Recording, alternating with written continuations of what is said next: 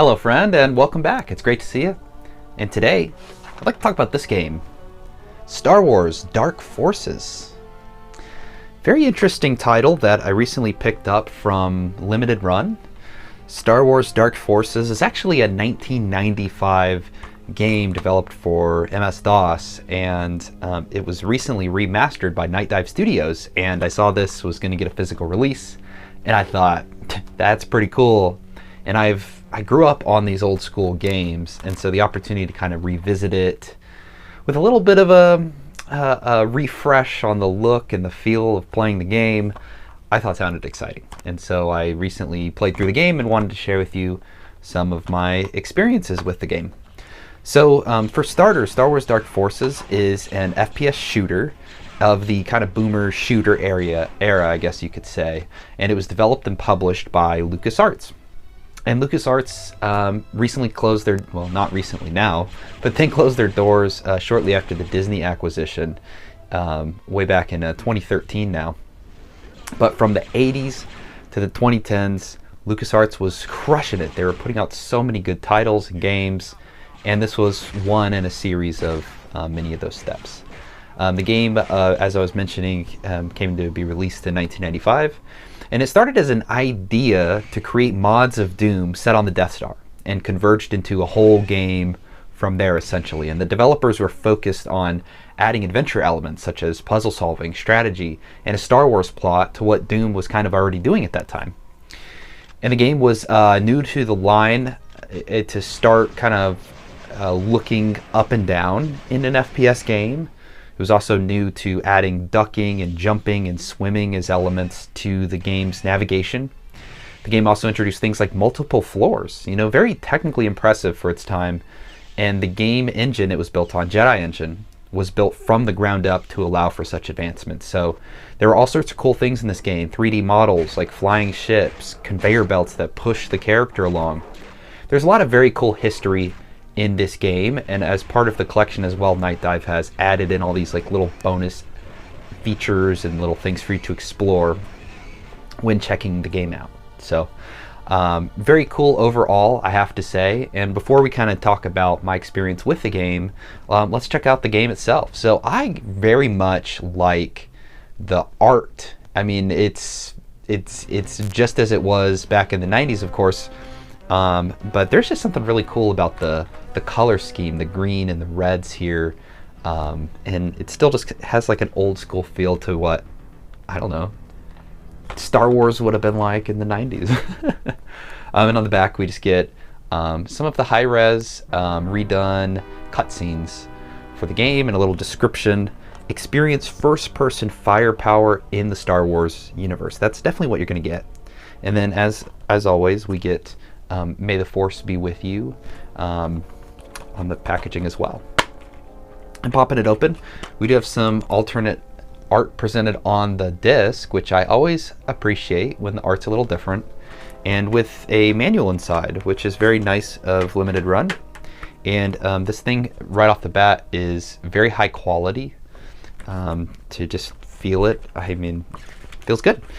And it's all printed in color, which is also always a nice add. So we get a little bit about, say, the character you play as, Kyle, and it's kind of presented more as a narrative. So this is more content you would read on top of playing the game, something that when you play old school video games was sometimes necessary. Like if you didn't have certain booklets and manuals for NES games back in the day, you might boot it up and be totally lost. But yeah, I do kind of like just some of the overall art that's been redone in here. A lot of this content coming from the old school game, and it goes through all sorts of things, from the various characters you'll fight, the weapons, the environmental hazards, etc.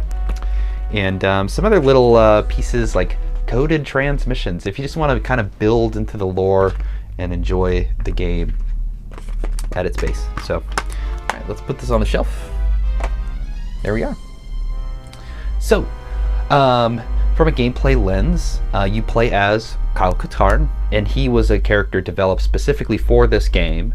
They originally were going to use Luke Skywalker, but they wanted to kind of branch it out into the expanded universe with a new character, essentially, and so they came up with Kyle.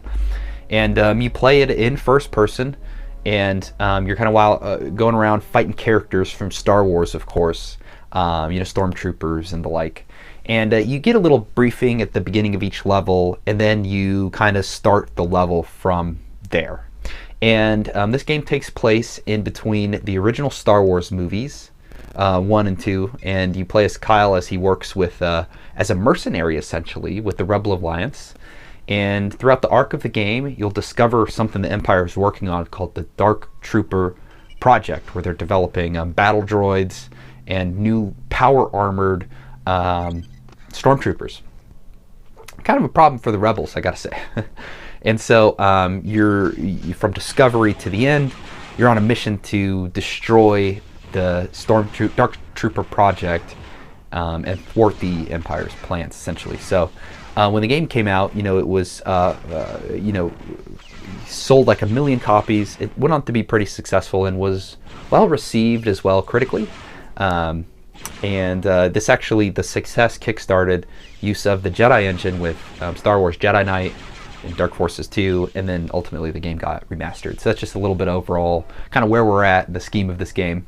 So yeah, you play as Kyle, you get a little objective, you start the level, and then from there you'll navigate, various environmental hazards, solve some light puzzles, often getting lost in the labyrinthian game design that this game offers.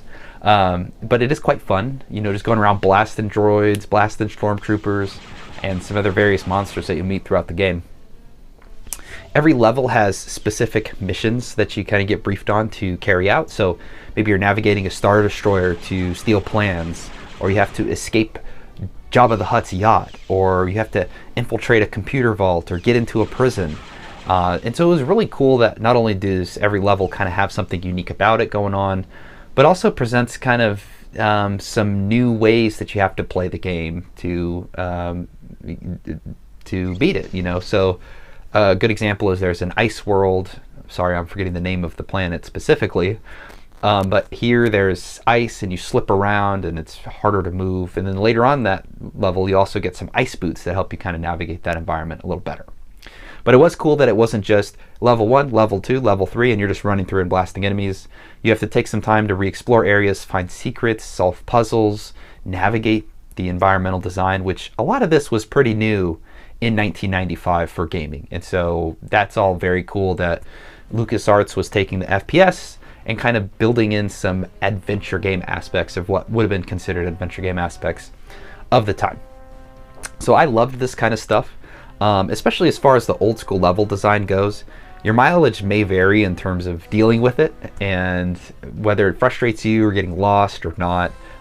There are some tricky passages.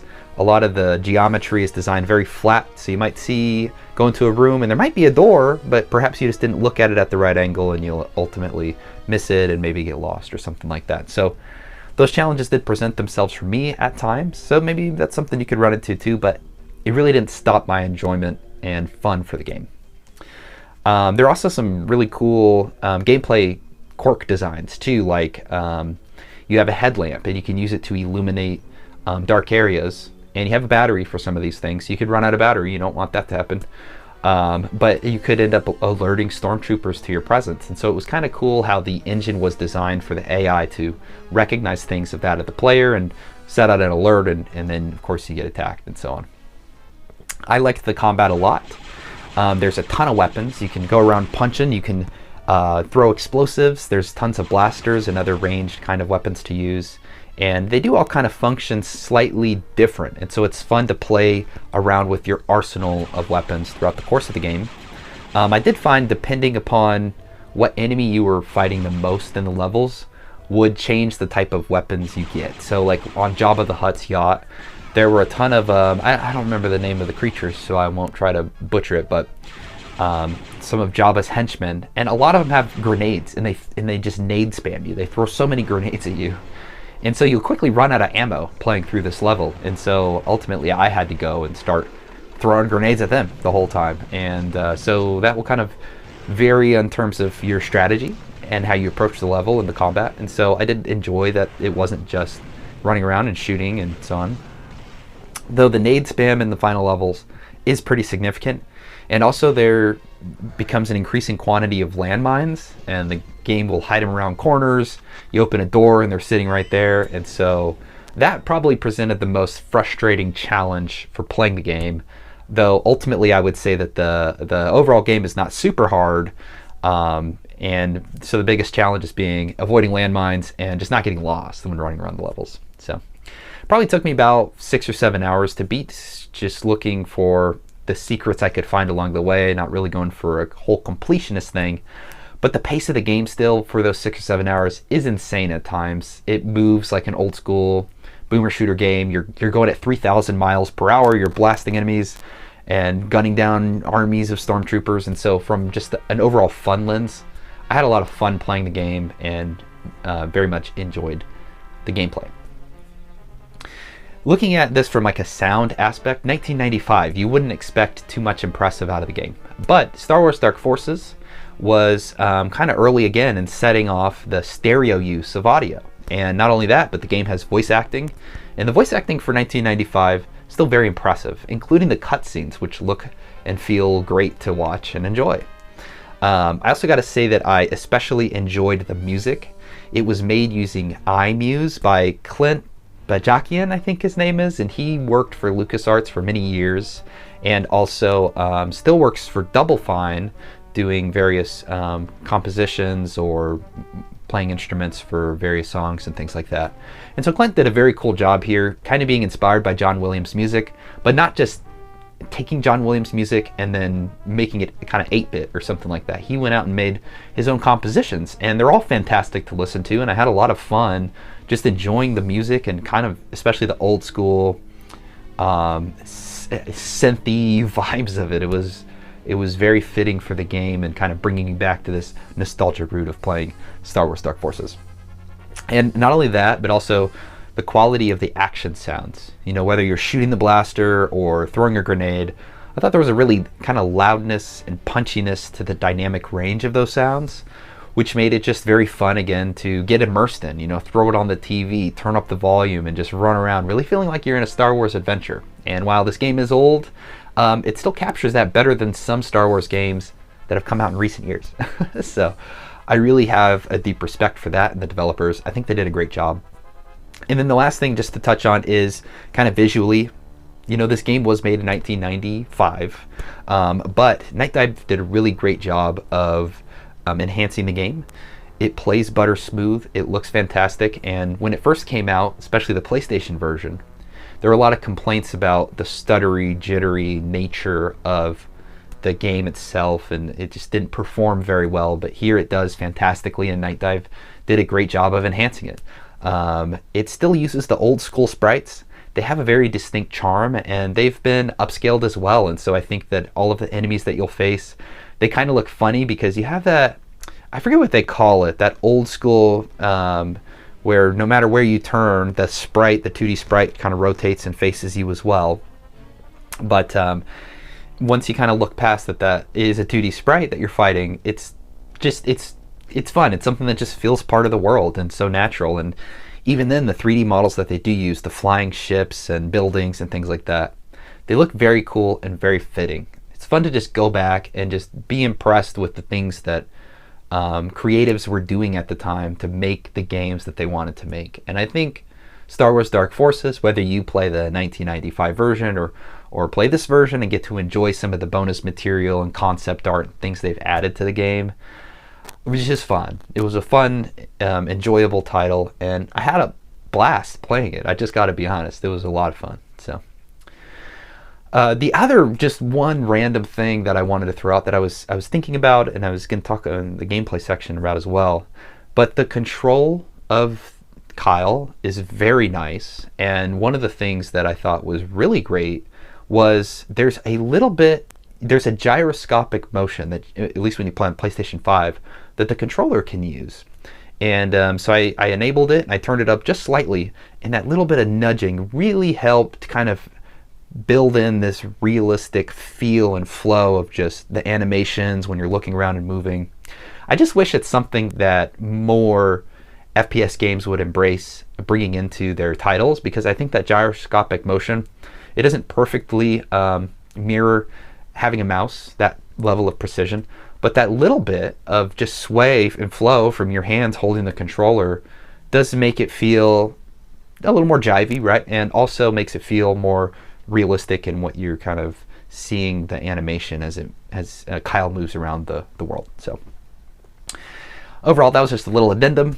I just wanted to say that from the development lens, there's a lot of history here that's worth enjoying, and Nightdive did add that history onto the game, which was thank you to them. On top of that, the gameplay was fun, fantastic, fast, enjoyable, and takes you back to that old school. You could get frustrated a little bit with getting constantly nuked by landmines around corners or getting lost in the various levels. But if you take a little time and you just look around again, use the map, I'm sure you could make it through. I did, and I thought for sure I was lost a couple times and I wouldn't be able to resolve that. The game sounded great, it felt great, it looked great, and so I think Star Wars Dark Forces is a remaster worth picking up, especially if you've never played or enjoyed the title. I would say that my expertise on an early mid-90s shooters is kind of limited, so there's probably titles from this era that other people would point to and say, well, this one's better, you should try that one or try this one. But from the lens of just playing this as a new gamer with fresh eyes, I played it a little bit as a kid, of course, 3 or 4 year old kid playing a game. You're not going to remember too much, but I had a lot of fun, and I would think you would too if you are interested in trying one of these more old school first person shooter games. It was a lot of fun. So if you have tried it, would love to know your thoughts as well. Kind of, did you have a similar experience? Were there things that frustrated you? Please leave your thoughts in the comments below. And as always, if you like the video, please like the video and subscribe. Would love to have you here in the community. Come join us, and every week let's talk about games. So, well, until next time, stay well, stay healthy, and I look forward to seeing you again. All right, take care. Later.